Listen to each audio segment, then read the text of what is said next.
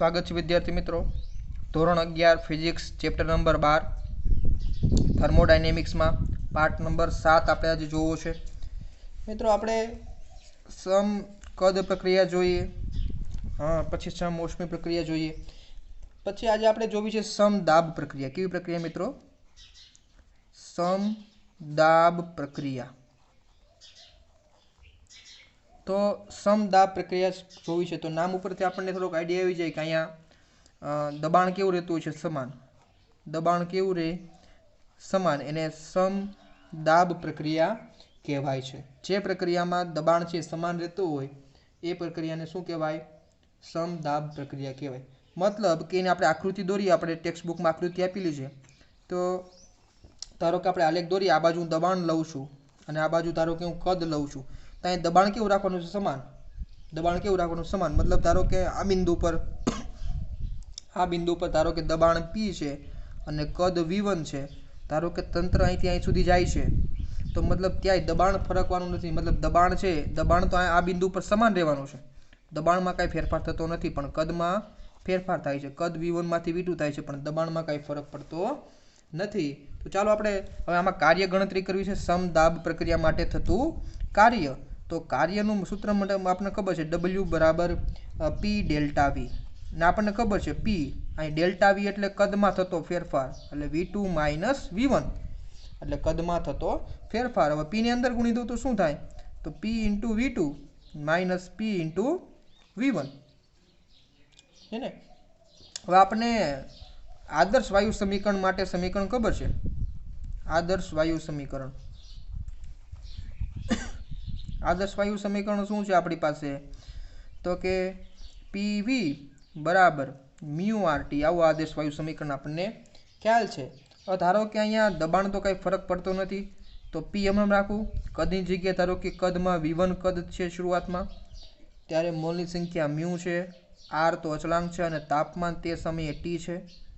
અને અંતિમ સ્થિતિમાં જોઈએ તો અંતિમ સ્થિતિમાં દબાણ તો એટલું જ રહે છે મિત્રો। અહીંયા જો આકૃતિમાં દબાણ તો તેટલું જ રહે છે પણ કદમાં V1 માંથી V2 ફેરફાર થાય છે તો અહીંયા કદ V2 બરાબર म्यू અહીંયા R અને તાપમાન એ સમયે ધારો કે T2। તો મિત્રો આ બે સમીકરણ છે એનો આપણે ઉપયોગ કરી અને આમાં મૂકી દઈએ। અહીંયા P ઇન્ટુ V2 છે, P ઇન્ટુ V1 છે, બેની કિંમત મૂકી દઈએ। અહીંયા P ઇન્ટુ V2 ની કિંમત એ ખબર છે, P ઇન્ટુ V1 ની કિંમત એ ખબર છે। ચાલો આમાં કાર્યની गोती लीए।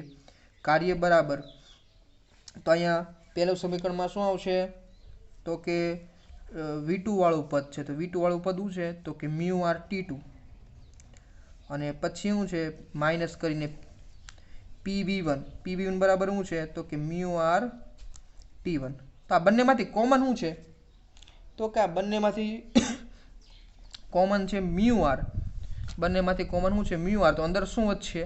T2 minus T1। मित्रों जो अहीं आपणे आ किंमत मूकी दीए, अहीं लखीए आपणे W बराबर आ म्यू R छे ए कॉमन निकळशे तो अंदर काउंसमां वधशे T2 minus T1, T2 minus T1।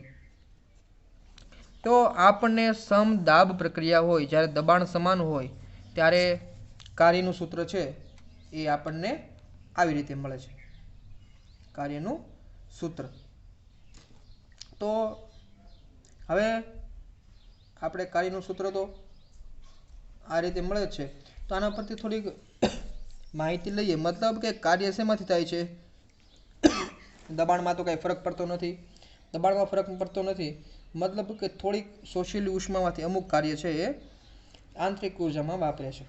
ચાલો મિત્રો આ કાર્યનું સૂત્ર સમદાબ પ્રક્રિયા માટે મળી ગયું છે તો આપણે આગળ તરફ થિયરી વાંચીએ। આપણે જઈએ તો આપણે માટે છે ચક્રીય પ્રક્રિયા છે। કેવી છે? ચક્રીય પ્રક્રિયા। ચક્રીય એટલે આ નામ ઉપરથી ખ્યાલ પડી જાય કે ચક્ર બનતું હોય, मतलब બંધ ગાળા માટે થતી હોય પ્રક્રિયા। તો ચક્રીય પ્રક્રિયાની વાત કરીએ તો ધારો કે આપણે આલેખ દોરીએ, એનો આલેખ ધારો કે આ દબાણ છે અને આ કદ છે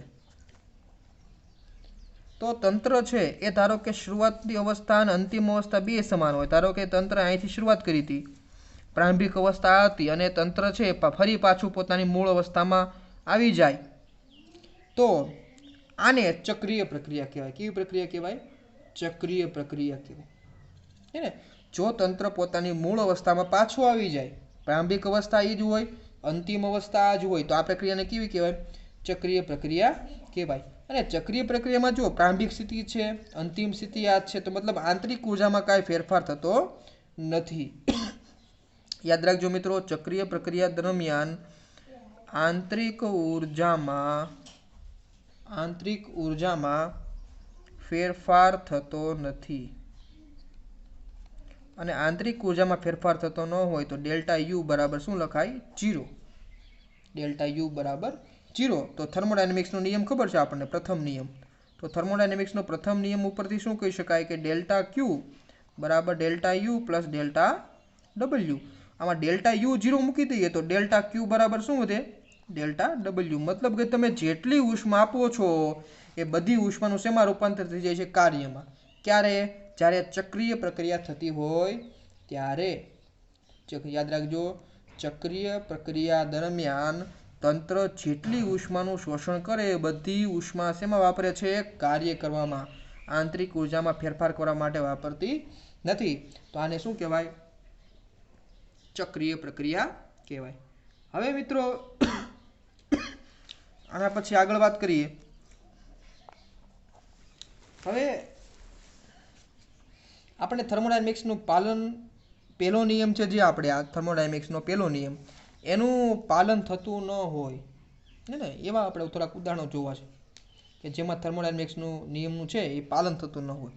તો જોઈએ તો થર્મોડાયનેમિક્સનો નિયમ પહેલાં કહેવા શું માગે છે એ થોડુંક તમને સમજાવી દઉં કે થર્મોડાયનેમિક્સનો નિયમ શું કહે છે કે જેટલી ઉષ્મા છે આ બધી તમે જે તંત્રને ઉષ્મા આપો છો એ અમુક ઉષ્માનું આંતરિક ઉર્જામાં વધારો કરવા માટે વાપરે છે અને બાકીલી વધેલી ઉષ્માનું શું વાપરે છે?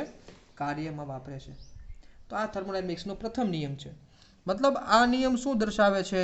તો કે આ નિયમ દર્શાવે છે ઉર્જા સંરક્ષણનો નિયમ. શું દર્શાવે છે? ઉર્જા સંરક્ષણનો નિયમ. કે ઉર્જા કેવી રહેશે? અચળ રહેશે. જેટલી ઉષ્મા આપો છો બધી ઉષ્માનું કામ વપરાઈ જાય છે. ધારો કે અમુક આંતરિક ઉર્જામાં, અમુક કાર્યમાં, મતલબ બધી ઉર્જા કેવી રહેશે? અચળ રહેશે. શરૂઆતમાં ઉર્જા એટલી, અંતિમમાં ઉર્જા એટલી. પરંતુ ઘણા બધા મિત્રો ઘટના એવી છે જેમાં તમને એવું લાગે છે કે આ થર્મોડાયનેમિક્સના આ પ્રથમ નિયમ છે, આ પ્રથમ નિયમનું પાલન થતું નથી. એક્ઝામ્પલ લઈએ તો આપણને વધારે ખ્યાલ પડી જાય, હે ને? એક્ઝામ્પલ લઈએ તો વધારે ખ્યાલ પડી જાય. તો ધારો કે આ ટેબલ છે. ચાલો, આ ટેબલ છે. ટેબલ ઉપર ધારો કે અહીંયા પુસ્તક મૂકેલું. શું મૂકેલું છે? પુસ્તક મૂકેલું છે. હવે ટેબલ છે એને ધારો કે નીચેથી હાલ ઉષ્મા આપું છું, કોઈ પણ રીતે ઉષ્મા આપું છું. ડેલ્ટા ક્યુ જેટલી મેં ઉષ્મા આપી તો મને ખબર છે થર્મોડાયનેમિક્સનો પ્રથમ નિયમ શું કહે છે? અમુક ઉષ્મા છે આંતરિક ઉર્જામાં અને અમુક કાર્યમાં વાપરે છે. પરંતુ પુસ્તક અહીંયા સ્થિર પડ્યું છે, તમે નીચેથી ઉષ્મા આપો છો. કોઈ દિવસ એવું જોયું કે પુસ્તકે ઉષ્મા મેળવી અને કાર્યમાં રૂપાંતર કરીને પુસ્તક છે એ ઉપર કુદાકા મારે છે? કોઈ દિવસ ઉર્જા મેળવીને નહીં. તો એનો મતલબ એમ થયો કે અહીંયા ઉર્જાનું છે એ કાર્યમાં રૂપાંતર થતું નથી.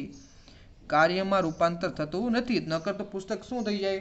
ઉર્જા મેળવીને કૂદકા મારતું થઈ જાય. તો ઘણી બધી ઘટનાઓ મિત્રો એવી છે જેમાં થર્મોડાયનેમિક્સના પ્રથમ નિયમનું પાલન થતું નથી. હવે મિત્રો થોડુંક જે પ્રશ્ન કાઢી નાખ્યા છે એના વિશે થોડીક માહિતી આપી છે તો આપણે તમને સમજાવી દઉં, હે ને? ઉષ્મા એન્જિન અને એ બધી એના વિશે માહિતી આપી છે, આપણે સમજાવી દઈએ. તો શરૂઆતમાં આપણે વાત કરીએ ઉષ્મા એન્જિનની. ઉષ્મા એન્જિન કોને કહેવાય? તો કે પદાર્થ જે ઉષ્મા મેળવી અને કાર્યમાં રૂપાંતર કરે એનો ઉષ્મા એન્જિનનો સિદ્ધાંત છે, હે ને? ઉષ્મા મેળવી અને એ ઉષ્માનું શેમાં રૂપાંતર કરે? કાર્યમાં. એને ઉષ્મા એન્જિનનો સિદ્ધાંત છે. મિત્રો એની કાર્યક્ષમતાનું સૂત્ર મિત્રો આપણે સાબિત કરવાનું આવે, પણ આપણે અહીંયા સાબિતી છે નહીં, કારણ કે એ પ્રશ્ન આપણે કાઢી નાખ્યો સિલેબસમાંથી. તો ઉષ્મા એન્જિનની કાર્યક્ષમતાને મિત્રો ઈટા વડે દર્શાવાય. આને શું વચાય? ઈટા. જે નીચેનું પાખડું લાંબુ હોય એનું, આને શું વચાય? ઈટા.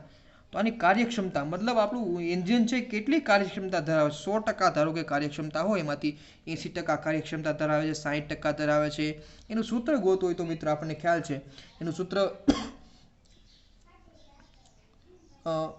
ઉષ્મા એન્જિનના કાર્યક્ષમતાનું સૂત્ર મિત્રો આપણી પાસે છે 1 - Q2 Q1. 1 માઇનસ Q2 છેદમાં Q1 આ ઉષ્મા એન્જિનની કાર્યક્ષમતાનું સૂત્ર છે. હવે આના પરથી મિત્રો આપણે કહી શકાય કે કોઈ દિવસ ઉષ્મા એન્જિનની કાર્યક્ષમતા 100% ન હોય. કોઈ એવું ઉષ્મા એન્જિન અત્યાર સુધી બન્યું નથી જેની કાર્યક્ષમતા કેટલું હોય 100%. હે ને ઉષ્મા એન્જિનની કોઈ દિવસ કાર્યક્ષમતા કેવું હોય 100% હોય નહીં. હે ને મતલબ તમે જેટલી ઉર્જા આપો છો, જેટલું ધારો કે તમે પેટ્રોલ આપો છો, બધી પેટ્રોલનો ઉપયોગ છે કાર્યમાં નથી વાપરતો. અમુક એ ઉષ્મા સ્વરૂપે વાપરે છે, એન્જિન ગરમ થાય છે, અવાજ આવે છે ગાડીમાંથી, તો આ સ્વરૂપે વેડફાઈ જાય છે. મિત્રો આવી જ રીતે ઉષ્મા એન્જિનની વાત કરી છે. તો રેફ્રિજરેટર છે મિત્રો, રેફ્રિજરેટર માટે પણ પરફોર્મન્સ ગુણાંક આવે. જે રીતે કાર્યક્ષમતા આવે એવી જ રીતે રેફ્રિજરેટર માટે શું આવે પરફોર્મન્સ ગુણાંક, એને આલ્ફા કહેવાય. મિત્રો આ બધું તમને નવીન લાગતું હશે પણ આ ખાલી સમજવા માટે છે. આપણે બહુ અને ડિટેલમાં જવાની જરૂર નથી કારણ કે આપણે સિલેબસમાંથી કાઢી નાખ્યું છે. તો રેફ્રિજરેટરને જો પરફોર્મન્સ ગુણાંક છે મતલબ આપણું રેફ્રિજરેટર છે કેટલું પરફોર્મન્સ આપે છે એને આલ્ફા કહેવાય. તો એમનું પણ સૂત્ર છે Q2/W. શું છે Q2/W. હવે Q1 ને Q2 શું છે મિત્રો આપણે હમણાં તમને સમજાવું કે Q1 ને Q2 શું વસ્તુ છે. તો આલ્ફા બરાબર હું મેં લખ્યું Q2/W. અહીંયા પણ મિત્રો તમે વાત કરો કે અહીં W છે એ કોઈ દિવસ શૂન્ય ન હોય. કારણ કે W જો શૂન્ય હોય અને છેદ શૂન્ય હોય તો પરફોર્મન્સ કેવો થઈ જાય અનંત. મતલબ રેફ્રિજરેટર અનંત પરફોર્મન્સ આપે એવું કોઈ દિવસ શક્ય બને નહીં. મતલબ કાર્ય તો થાય જ, ઉષ્મા આપો એનું કાર્યમાં રૂપાંતર તો થાય જ. તો હવે આપણે એને વધારે સમજીએ. તો આના માટે કેલ્વિન અને પ્લાન્ક એમાં બે વૈજ્ઞાનિકોએ મિત્રો સમજ આપી આની. તો પહેલો વૈજ્ઞાનિક હતો કેલ્વિન અને પ્લાન્ક. આ બંને વૈજ્ઞાનિકો સાથે સમજણ આપી. શું સમજણ આપી? તો એમાં એને આકૃતિ દર્શાવી. કેલ્વિન પ્લાન્કે કેવી આકૃતિ દર્શાવી? ધારો કે જુઓ આપણે ઉષ્મા એન્જિનની વાત કરીએ તો ઉષ્મા એન્જિન કઈ રીતે કામ કરે? તો કે જો ધારો કે આ કાર્યકારી પદાર્થ છે, કાર્યકારી પદાર્થ એ કઈ વસ્તુ છે હમણાં સમજાવું. આ છે ઉષ્મા પ્રાપ્તિ સ્થાન. ઉષ્મા પ્રાપ્તિ સ્થાન જેનું તાપમાન T1 હોય. જેનું તાપમાન શું હોય? T1 હોય.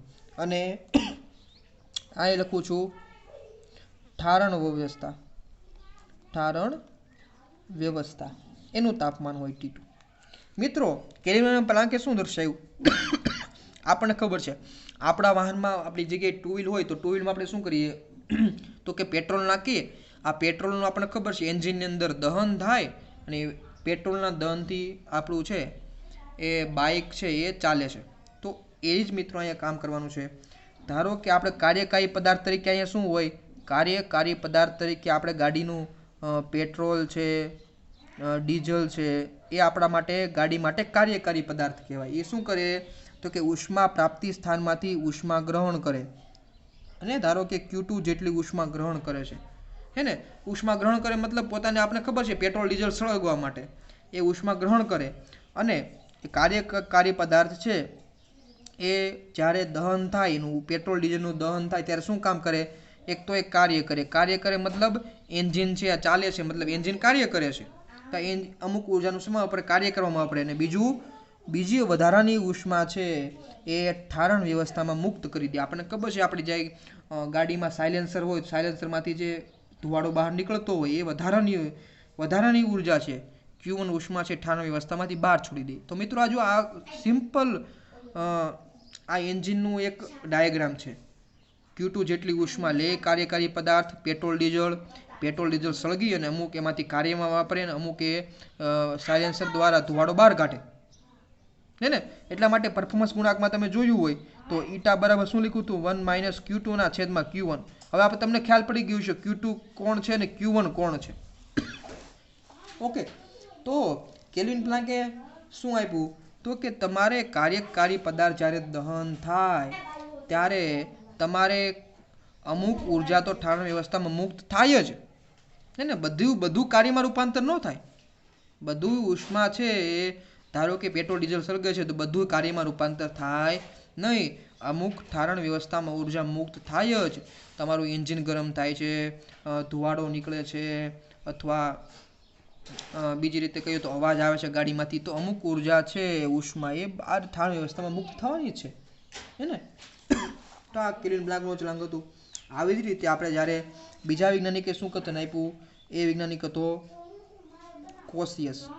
તો કોશિયસ વૈજ્ઞાનિકે શું કથન આપ્યું, તો એમને સિમ્પલ મોડલ કોનું આપ્યું, તો કે આપણું ઘરે રેફ્રિજરેટર છે કઈ રીતે કામ કરે, રેફ્રિજરેટર કઈ રીતે કામ કરે. તો મિત્રો એનું સિદ્ધાંત આપણે સમજાવવું, એમાં પણ આપણે જો નીચે એક ડાયાગ્રામ દોરું છું. આ ડાયાગ્રામમાં છે નીચા તાપમાને રહેલ, આ નીચા તાપમાન પર રહેલ છે ઉષ્મા પ્રાપ્તિ સ્થાન. ઉષ્મા પ્રાપ્તિ સ્થાન કેવું છે, નીચા તાપમાન પર T2, હે ને, T2. હવે અહીંયા કાર્યકારી પદાર્થ છે, એન્જિન છે, હે ને. કાર્યકારી પદાર્થ તરીકે શું છે, ધારો કે એન્જિન છે. અને ઉપર એક આપણે પાછું એક ડાયાગ્રામ દોરીએ, શું છે આ, તો કે ઊંચા તાપમાનનું પરિસર છે. ઊંચા તાપમાનનું છે પરિસર, એનું તાપમાન છે T1. તો હવે મિત્રો વાત કરીએ જ્યારે વાત કરીએ તો આમાં કઈ રીતની પ્રક્રિયા થાય મિત્રો, કે અહીંયા જો આપણે એન્જિનમાં હમણાં વાત કરી હતી કે અહીંયા કાર્ય શું થાય છે, કાર્ય થાય છે તંત્ર વડે. અહીંયા મિત્રો ઉલટું છે. અહીંયા શું થાય, તો કે નીચા તાપમાને રહેલ ઉષ્મા પ્રાપ્તિ સ્થાનમાંથી એન્જિન છે, એ એન્જિન મતલબ આપણે રેફ્રિજરેટરની જે પાછળ મશીન હોય એ Q2 જેટલી ઉષ્મા લઈ લે, અને એના પર શું થાય, કાર્ય થાય. શું થાય, તંત્ર પર કાર્ય થાય. અને બધું કાર્યનું પાછું રૂપાંતર ન થાય, અમુક કાર્ય છે વાતાવરણમાં મુક્ત થાય. પરિસર એટલે વાતાવરણ, મતલબ અમુક ઉર્જા છે, તમે જોયું ફ્રીજની આજુબાજુ ગરમ થઈ જાય, પાછળ ફ્રીજમાં ગરમ થઈ જાય છે, પછી ફ્રીજમાં અવાજ આવતો હોય, તો અમુક ઉર્જા છે એ બહાર વાતાવરણમાં છોડી દે છે Q1 જેટલી ઉષ્મા. તો અહીંયા યાદ રાખજો મિત્રો, આને આપણે બહુ ડિટેલમાં જવાનું નથી કારણ કે આ ટોપિક કાઢી નાખ્યા છે, પણ આ ડાયાગ્રામ તમને સમજાવું છું કે રેફ્રિજરેટર કઈ રીતે કામ કરે.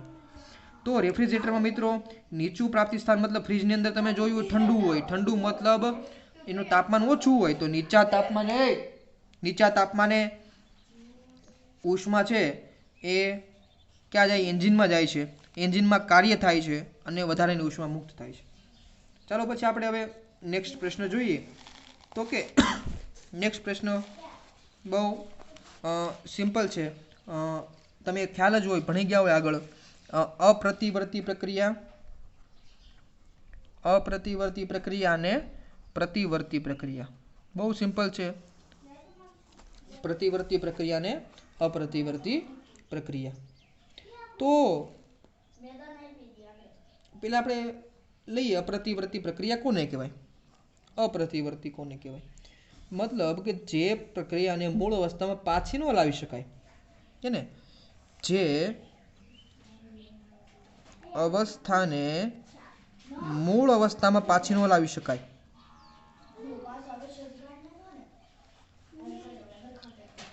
એ અવસ્થાને કેવી કહેવાય, અપ્રતિવર્તી પ્રક્રિયા. કે એમાં ધારો કે મારી પાસે પ્રારંભિક અવસ્થા પદાર્થની આ હતી અને એમાંથી અંતિમ અવસ્થા, તો જો મિત્રો અહીંયા શરૂઆતમાં પદાર્થની અવસ્થા ધારો કે I છે, અને અહીંયા ધારો કે આપણે અંતિમ અવસ્થા F સુધી લઈ જવો છે. હવે આમાંથી એકવાર પદાર્થ અંતિમ અવસ્થામાં વહી ગયો પણ ફરી પાછો એ પ્રારંભિક અવસ્થામાં જઈ ન શકે, એને કહેવાય અપ્રતિવર્તી પ્રક્રિયા. તો આવા ઘણા બધા મિત્રો અપ્રતિવર્તીના એક્ઝામ્પલ છે. ધારો કે એક એક્ઝામ્પલ ટેક્સ્ટ બુકમાં આપણને એવું આપેલું છે કે સગડી પર મૂકેલું વાસણ હોય, એનું તળિયું છે બીજા ભાગો કરતાં વધારે ગરમ થાય. આપણને ખબર છે, ધારો કે આ એક વાસણ મૂકેલું છે સગડી ઉપર, આ સગડી ઉપર વાસણ મૂકેલું છે, અને અહીંથી આપણે ઉષ્મા આપીએ છીએ, તો આનું તળિયું છે મિત્રો એ વધારે ગરમ થાય. તળિયું છે એ વધારે ગરમ થાય. આપણે અહીં તમે અહીંયા ટચ કરો તો એ ઓછું ગરમ હોય. કેવું હોય, ઓછું ગરમ હોય, એ તમે જોયું હોય. હવે સગડીને જ્યારે આનાથી તમે ગેસ ઉપરથી લઈ લો, બહાર લઈ લો, ધારો કે સગડીને મેં બહાર કાઢી લીધી, સગડીને મેં ગેસ ઉપરથી લઈ લીધી, હે ને, ત્યારે તમે જોવો છો, હે ને, ત્યારે તમે જોવો છો કે નીચે વધારે ઉષ્મા છે ને ઉપર ઓછી ઉષ્મા છે, હે ને. તો મતલબ કે આપણે પહેલાં પણ જોયું હતું કે વધારે ઉષ્મા તરફ ઓછી ઉષ્મા તરફ, વધારેથી ઓછી તરફ ઉષ્માનું થાય, વહન થાય. અને ધીરે ધીરે એ વાતાવરણમાં થઈને તમે જોયું ધીમે ધીમે આપણું પાત્ર છે એ વાતાવરણમાં રહે તો ઠંડુ પડી જાય છે ને, વાતાવરણમાં શું થઈ જાય, ઠંડુ થઈ જાય. હવે આ પ્રક્રિયા જે વાતાવરણમાં પડી સાથે ઠંડુ પડે છે, આ પ્રક્રિયાને તમે ઉલટાવી ન શકો. આવા ઠંડા પદાર્થમાંથી પાછું વાતાવરણમાંથી ઉષ્મા લઈને ઓટોમેટિક પાછું ગરમ થઈ જાય, આવું થાય નહીં. પ્રારંભિક અવસ્થામાંથી અંતિમ અવસ્થામાં તો વહી ગયું, ઠંડુ પડી ગયું, પણ ઠંડામાંથી પાછું આ ઉલટી અવસ્થા થાય નહીં. આવી મોટા ભાગની મિત્રો કુદરતમાં બનતી મોટા ભાગની ઘટનાઓ બધી કેવી છે, અપ્રતિવર્તી છે. ધારો કે તમે એક્ઝામ્પલ લઈ લો, બીજું એક્ઝામ્પલ ટેક્સ્ટ બુકમાં આપી છે કે આપણું વાહન હોય, વાહનમાં પેટ્રોલ દહન થાય અને પેટ્રોલ બળી ગયું આપણું વાહનમાં, તો ફરી પાછું ધુવાડામાંથી પાછું પેટ્રોલ બને નહીં. આ પ્રક્રિયાને અપ્રતિવર્તી કહેવાય. લોખંડ ધારો કે કાટી ગયું છે તો ફરી પાછું તે પોતાની ઓરિજિનલ સ્થિતિમાં આવે નહીં. તો ઘણા બધા એક્ઝામ્પલ આપ્યા છે, તમારે મિત્રો વાંચી લેવાના છે. અને આ તો બહુ સિમ્પલ છે, અપ્રતિવર્તી પ્રક્રિયા, મતલબ રિપીટ થતું ન હોય એ બધી જ પ્રક્રિયા. હવે ધારો કે પાણીનો ધોધ છે એ ઉપરથી નીચે પડે છે તો નીચેથી પાછું પાણીનો ધોધ ઉપર જાય નહીં, તો આ પ્રક્રિયાને અપ્રતિવર્તી પ્રક્રિયા કહેવાય. પ્રતિવર્તી પ્રક્રિયાની વાત કરીએ. હવે પ્રતિવર્તી કોને કહેવાય કે જે પ્રક્રિયાઓ ફરી પાછી પ્રારંભિક સ્થિતિમાં હતી અને અંતિમ સ્થિતિમાં જાય છે અને અંતિમમાંથી ફરી પાછું પ્રારંભમાં આવી જાય, ત્યારે કેવી પ્રક્રિયા કહેવાય, પ્રતિવર્તી પ્રક્રિયા કહેવાય. છે ને, પ્રતિવર્તી પ્રક્રિયા આવું કહેવાય. તો આવી પ્રક્રિયાઓ ક્યાં જોવા મળે, ખૂબ જ ઓછા પ્રમાણમાં મિત્રો પ્રતિવર્તી પ્રક્રિયા જોવા મળે. તો એક્ઝામ્પલ તરીકે કયું, તો કે એક્ઝામ્પલ તરીકે આપણે જોઈતું અર્ધસ્થાયી પ્રક્રિયા. અર્ધસ્થાયી પ્રક્રિયા, કોસાય સ્ટેટિક પ્રક્રિયા. અર્ધસ્થાયી પ્રક્રિયામાં મિત્ર આપણે જોયું હતું કે તંત્ર છે એમાં ધીમે ધીમે ફેરફાર કરીએ તો પ્રારંભિકમાંથી અંતિમમાં પણ જાય, અંતિમમાંથી પ્રારંભિકમાં પણ આવે. તો અર્ધસ્થાયી પ્રક્રિયા છે મિત્રો કેવી કહેવાય, પ્રતિવર્તી પ્રક્રિયા કહેવાય. આના બહુ મોટા જાજા બધા એક્ઝામ્પલ નથી મિત્રો, છે ને. ધારો કે રબરને આપણે ખેંચીએ તો પ્રારંભમાંથી અંતિમ સ્થિતિમાં લઈ ગયા તો પછી છોડી ગયો અમુક અંતર સુધી, પાછું છોડી દો, પાછું પોતાની મૂળ અવસ્થામાં આવી જાય, તો આને કેવી પ્રક્રિયા કહેવાય, પ્રતિવર્તી પ્રક્રિયા કહેવાય. ઓકે. તો ઘણી બધી પ્રક્રિયાઓ હોય કે જે પોતાની મૂળ સ્થિતિમાં આવી જાય અને ઘણી બધી મોટાભાગની પ્રક્રિયા એવી કે મૂળ સ્થિતિમાં આવે નહીં, એને કહેવાય અપ્રતિવર્તી પ્રક્રિયા. મિત્રો અહીં સુધી રાખીએ, ફરી પાછા મળીશું. Okay, thank you very much.